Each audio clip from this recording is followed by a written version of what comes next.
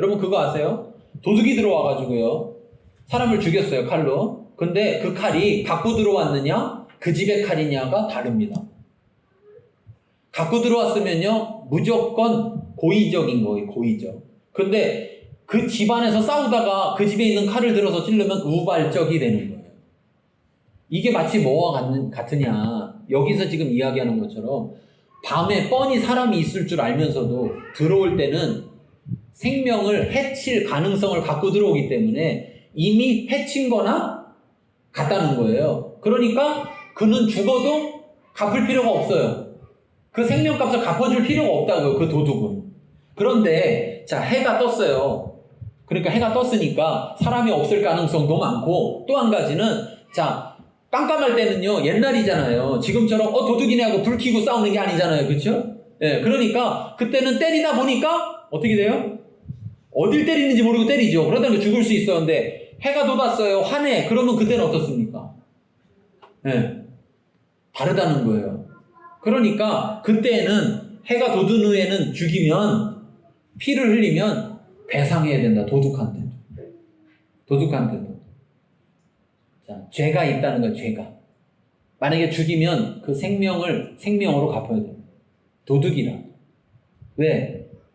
도둑도 밝을 때 들어왔다는 얘기는 사람을 해칠 마음은 없이 그냥 물건만 훔치려고 온 거예요. 그런데 물건만 훔치려고 온 그 사람을 죽였다는 것은 훨씬 큰 가치이기 때문에 그 도둑도 생명이 소중하다는 거예요. 도둑은 생명 안 소중해요? 소중한 겁니다. 그러니까 이게 하나님의 법이요, 지금보다 훨씬 인권이 훨씬 더 보장되어 있고 앞서 있는 거예요. 그 옛날에 인권이라는 게 없죠. 그런데 그 법이 그 당시에 이렇게 세워졌다라는 거예요. 재밌는 일이 있었어요. 미국에서요. 미국에서 도둑이요, 집주인을 고소했습니다. 그래가지고 집주인이 법원에서 배상해주라고 하고 배상을 해줬는데, 뭐 어떤 사건이냐면, 미국 집들은 보통 이렇게 목조로 짓잖아요. 그리고 이제 왜 그 집 밖에 벽면에다가 이렇게 나무로 사다리처럼 이렇게 쭉 만들어놨고, 뭐 식물 기르고 뭐 이런 거 하잖아요. 그런 거 많이 보셨죠. 근데 이제 그러니까 도둑이 1층이 다 잠겼으니까 2층으로 들어가려고 보니까 그게 벽면에 이렇게 사다리처럼 돼 있어가지고 저거 밟고 올라가면 2층 올라갈 수 있겠다. 창문 열려 있어가지고. 그래갖고 그거 밟고 올라가는데 얘가 튼튼하지 않아가지고서 떨어졌어요. 부러져가지고. 그래갖고 다리가 부러졌어요. 그래가지고서는요, 고소했어요. 제가 저거 튼튼하게 안 만들어놔가지고 내가 다리를 다쳤다고. 법원이 뭐라고 그랬냐면, 그거 왜 튼튼하게 안 만들어놨냐? 얘 다리 부러졌으니까 얘 병원비 보상해라. 웃기잖아요? 무슨 말이냐면요, 그게 잘못됐을지라도 뭐냐면 사람에게 더 가치를 두고 있다는 거예요. 선진국들이. 왜 그러냐면, 선진국의, 미국이라는 나라의 출발이 뭐냐면 기독교 국가입니다. 정신이 어디에 있냐면 기독교 정신에 있어요. 다시 말하면 사람의 생명을 존중하는 데 있습니다. 사람의 생명을 존중하는. 그렇기 때문에 우리가 이 법의 정신을 잘 알아야 되는 것은 사람이 존중받아야 된다. 잘못한 사람이라도 그 잘못한 사람이 존중받아야 된다. 그런데 만일 도둑을 때렸는데 죽진 않았어요. 죽진 않았어. 잡기만 했어요. 그럼 어떻게 해야 되느냐? 도둑이 배상을 해야 되는 거죠. 훔치려고 했던 것에 대해서. 그런데 배상하려고 보니까, 자, 이 도둑이 가지고 도망갔는데 배상을 하는 게 아니에요. 붙잡혔어요. 그러면 자, 제 핸드폰을 훔치려고 했어요. 그런데 붙잡혔어요. 그러면 배상을 해야 되는 거예요. 몇 배? 2배를 배상해야 돼요. 아니, 도둑은 아직 훔쳐가지 못했어요. 그런데 2배를 배상해야 되는 거예요. 이거 2배. 그런데 돈이 없어요. 돈이 있었으면 도둑질 안 했겠지. 돈이 없어. 그럼 어떻게 해야 되느냐? 종이 돼서 몸을 팔아서 그 2배를 갚아야 돼요. 이상하지 않아요? 이 말은 무슨 말입니까? 배상은 철저하게 해야 된다는 거예요. 네 몸을 팔아서라도 배상을 반드시 하라는 얘기예요. 그 말을 바꿔서 말하면 도둑질을 하라는 얘기 하지 말라는 얘기. 하지 말라는 거죠. 아니, 네가, 자 봐라, 네가 이것 때문에 이걸 훔쳐서 몸을 팔아서 종이 돼가지고 갚아야 될 것 같으면 그냥 차라리 너를 종으로 팔아갖고 예, 종으로 팔아서 그거로 먹고 살면 되는데 왜 굳이 훔치냐는 거죠. 최후의 수단으로는 자기를 종으로 팔아서라도 먹고 살 수 있는 길이 있는데 왜 자기 몸으로 자기가 그 가치를 자기를 팔아서 소위 말하면 부가가치를 이용해서 자기가 살아가려고 하지 않고 남의 걸 훔치려고 하는 거예요. 이 속에 들어있는 정신은 뭐냐면 네 거만, 내 거만 중요한 게 아니라 누구 거도 중요하다고. 다른 사람 거도 소중하다고. 다른 사람 것도 소중하다. 그러니까 다른 사람 것을 훔치지 마. 앞에 십계명에서 말했던 것을 다시 세부적으로 말합니다. 자, 그러면 22장 5절부터 보겠습니다. 22장 5절부터 6절 보면, 자, 읽겠습니다. 사람이 밭에서나 포도원에서 짐승을 먹이다가 자기의 짐승을 놓아 남의 밭에서 먹게 하면 자기 밭이 가장 좋은 것과 자기 포도원이 가장 좋은 것으로 배상할지니라. 불이 나서 가시나무에 앵겨 나팔이나 더두지 못한 곡식이나 밭을 태우면 불 놓은 자가 반드시 배상할지니라. 자, 여기 보면요, 우리가 꼭 기억해야 될 말이 이겁니다. 자, 남의 밭에 짐승을 놓아가지고 남의 밭의 것을 먹었어요. 그러면 갚는데 어떻게 갚아야 되느냐? 자기 밭에 가장 좋은 것으로, 자기 포도원에 가장 좋은 것으로 갚아라. 가장 좋은 것으로. 이것은 무엇입니까? 배상이라는 것은요, 단순히 그 가치를 주는 것에 있는 게 아니라 배상하려고 하는 그 사람의 마음의 문제라는 거예요. 아까 제가 얘기한 것처럼 차 사고 내놓고 나서 보험 처리하죠. 이건 마음이 없는 거예요. 마음이 없는 거예요. 우리가 뭔가를 잘못했으면 그것을 치르려고 하는 것에 있어서 마음이 중요하다. 그래서 배상이라는 것의 중심은 마음에 있는 것이다. 지금 세월호 사건 때문에 계속 지금 문제되는 게 뭡니까? 세월호 피해자들이 맨날 얘기하는 게 뭐예요? 돈을 적게 줬다 많이 줬다 이런 문제가 아니고 뭘 하라는 거예요? 도대체 어떤 놈이 잘못한 건지 나와서 좀 잘못했다고 한마디 하라는 거잖아요. 소위 말하면. 그렇지 않습니까? 그게 무슨 말이에요? 배상은 그 가치를 물어주는데 그게 전부가 아니라 그 배상의 출발은 뭐에 있는 거냐면 배상하려고자 하는 마음에 있는 것이다. 그게 가장 좋은 것으로. 제가 저거 따먹었네? 포도 따먹었네? 그랬더니 자기 밭에 가가지고 그냥 아무거나 따다 주지 말고 뭐를 따다 줘라? 제일 좋은 거 따다 주려면 속이 쓰려 안 쓰려? 그러면 그 짐승을 묶어놓겠어요? 안 묶어놓겠어요? 잘 하겠죠. 네. 그러니까 이것은 결국 뭐냐면 처벌의 중심이 아니라 그런 일들을 재발하지 않도록 그 배상해야 될 상황을 만들지 않도록 하려는 데 집중하고 있다는 거예요. 그러니까 우리가 늘 마음속에 그런 마음을 가져야 된다는 거죠. 내가 누가 손해를 입히면 내가 그를 위해서 가장 좋은 것으로 갚아줘야 된다. 그러면 그런 상황 만들고 싶어요? 안 만들고 싶어요? 안 만들고 싶겠죠. 자, 22장 7절에서부터 13절에도 똑같습니다. 여기 보면, 자, 뭐냐면, 누구한테 맡겼어요. 맡겼는데, 그 맡긴 것이 문제가 생겼어요. 그러면 갚아줘야 되는데, 자, 여기서 중요한 게 이겁니다. 자, 뭐가 중요하냐면, 잘 보세요. 누구한테 맡길까요? 물건을.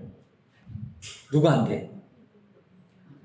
돈이나 물건, 물품 또는 소나 낙이나 양, 의복 이런 걸 맡길 때 누구한테? 믿을만한 사람한테 맡기잖아요. 그렇죠? 그런데 그 사람이 맡았어. 그러면 맡은 사람은요, 최선을 다해서 그것을 내 물건처럼 지켜줘야 된다. 그런데 자, 도둑이 들어와서 훔쳐가는 건 지킬 수 있어요? 없어요? 없죠. 짐승을 이렇게 풀어놔서 먹이고 있는데 나도 모르는 사이에 다른 짐승이 와서 잡아먹었어. 끌고 가버렸어. 그거 지킬 수 있어요? 없어요? 없죠. 그러니까 한계를 두는 겁니다. 책임의 한계를 두고 있어요.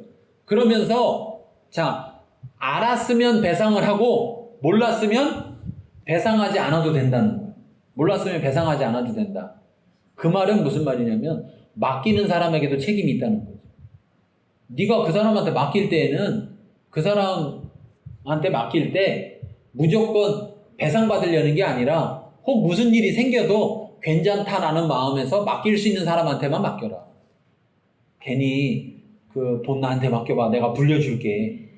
그런 거 맡기게 하지 마시고 그래가지고 뭐 돈을 불려준다더니 된 돈이 없어졌네 뭐 했네 막 둘 다 문제가 있다는 거 둘 다. 왜냐면 맡길 때는 믿을만해서 맡겨야 되고 손해를 보더라도 내가 그걸 감수할 마음이 있을 때 맡기라는 거예요. 그렇지 않으면 그런 마음이 없으면 뭐 하지 마라? 네 재산은 네가 지켜라 이거죠. 왜 남한테 맡겨놓고 책임을 지라고 하느냐. 여기 또 이렇게 말하고 있습니다. 뭐냐면 없어졌는데 이거 네가 숨겨놓고 나한테 없어졌다고 하는 거 아니야? 이렇게 할 수가 있겠죠. 근데 그 사람이 자기가 얘기하는 거예요. 나는 손댄 적이 없다. 그러면 자 11절 보세요. 두 사람 사이에 맡은 자가 이웃의 것에 손을 대지 아니하였다고 여호와께 맹세하라. 그러면 그 임자는 그대로 믿어라. 그리고 배상하지 않아도 된다.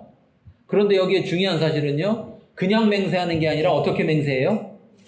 여호와께 맹세해라. 앞에서 이렇게 말했죠. 하나님의 이름을 뭐 하지 마라? 망령되이 사사로이 사용하지 말아라. 그러니까 여호와를 사사롭게 하면 이 사람은 죽어야 돼요. 그러니까 자기가 어떨 때만 여호와 이름을 통해서 맹세할 수 있겠습니까? 목숨 걸을 때. 그러니까 다시 말하면 자기가 정말로 그 사람 것을 손대지 않았을 때만 그렇게 할 수가 있는 거죠. 그렇지. 만약에 그렇게까지 했다면 무조건 뭐 해라? 믿어줘라. 나 손 안 댔어. 나 잘 갖고 있었는데 이게 어디가 누가 훔쳐갔네? 그러면 그냥 믿어주라는 거예요. 그리고 배상 안 받아도 된다는 거예요. 자, 이걸 다시 말하면 뭐냐면 물건 때문에 사람과의 관계가 신뢰의 관계가 깨어지면 안 된다는 거예요. 그래서 만약에 배상을 해야 되는 사람이면 반드시 배상을 하라. 배상을 해야 되는 이유는 관계를 회복하기 위해서고 또 때로는 배상받지 말아라. 왜? 그에게 책임의 한계를 줘서 모든 걸 그 사람한테 책임을 떠넘기지 말아라. 이것도 왜 그러는 거예요? 어쩌면 배상해 줄 수도 있지만 배상해 주는 순간 어떻게 됩니까? 내가 맡았는데 잃어버렸어요. 근데 나는 책임이 없어 사실은. 그런데 내가 부주의해서 그런 게 아니라 나는 잘 했는데도 이것을 잃어버렸어요. 근데 물어달라고 그래. 그때 내가 물어주는 순간 어떻게 되죠?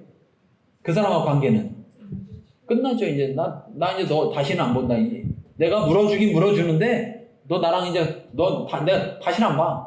관계가 깨어지는 거죠. 그러니까 배상을 하라고 하는 이유는 뭐에 있냐면 사람의 관계에 더 중요성을 두고 있다는 거예요. 여러분 이걸 꼭 기억해야 됩니다. 시간이 좀 됐는데 마지막 하나 꼭 해야 됩니다. 자, 16, 17절 보겠습니다.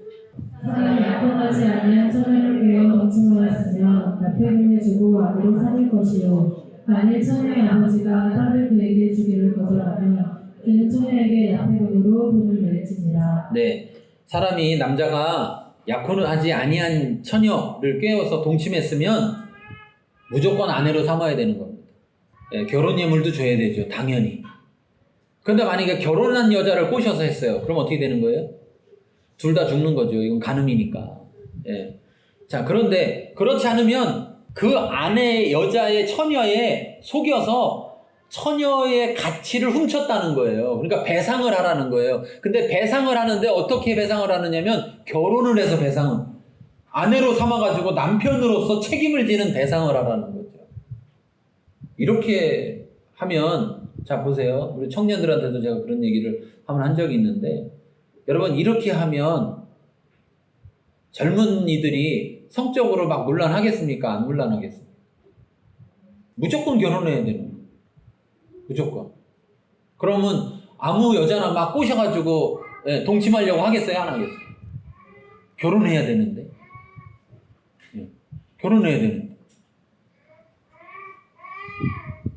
이 가치가 사람을 죽이진 않았을지 모르지만 그 여자의 가치를 빼앗아 온 것은 생명을 빼앗은 것과 똑같다는 거예요. 그래서 결혼해서 그 생명을 보존시켜야 된다. 그런데 만일 예외가 있습니다. 만일 처녀의 아버지가 딸을 그에게 주기를 거절했어요. 내가 널 보니까 내 딸을 줬다가는 주는 게 내 딸에게 더 유익하지 못하겠다. 응? 너한테 갔다가는 평생 더 고생만 할 것 같다. 그러니까 차라리 너 그렇게 결혼으로 갚지 말아라. 이렇게 할 때는 어떻게 하느냐? 배상금만 주라는 거예요. 배상금만. 배상금만. 그것을 피해자가 정해서 달라는 대로 줘야 되는 거예요. 자, 그런데 여기서 정신의 중요한 것은 뭡니까? 피해를 입힌 남자가 내가 이거 돈 줄 테니까 이거 먹고 떨어져 이렇게 할 수가 없다는 거예요. 그 사람은 무조건 뭐로 갚아야 돼요? 결혼으로 갚아야 돼요. 그런데 피해자가 더 큰 유익을 바란다면, 다시 말하면 결혼하는 것이 그 여자에게 더 좋지 못하겠다고 생각이 된다면 그것은 그 남자를 판단하는 거겠죠. 그렇죠? 저 사람이 어떤 남자인가를 봐서. 그래서 허락하지 않으면 갚아야 돼요. 자, 이것 속에서 우리가 발견할 수 있는 건 뭐냐면 결국은 이 배상이라는 것은 사람의 관계를 회복하는 데 초점이 되어 있고 그것은 피해받은 자가 얼마만큼 그 피해를 잘 보상받을 수 있느냐라는 것에 있습니다. 그래서 그러한 관계가 지속되도록 피해를 입힌 자나 피해를 입은 자가 배상하고 끝나는 게 아니라 그 배상 후에 관계가 계속 이어지도록 하는 데 있다라는 것입니다. 우리 사회가 그런 사회가 돼야 된다는 거죠. 배상은 해줬는데 원수되는 사회가 아니라 관계가 끝나는 사회가 아니라 지속적으로 서로 관계를 맺어갈 수 있는 그런 사회가 돼야 된다. 자, 배상에 담긴 하나님의 뜻은 무엇일까? 읽고 마치겠습니다.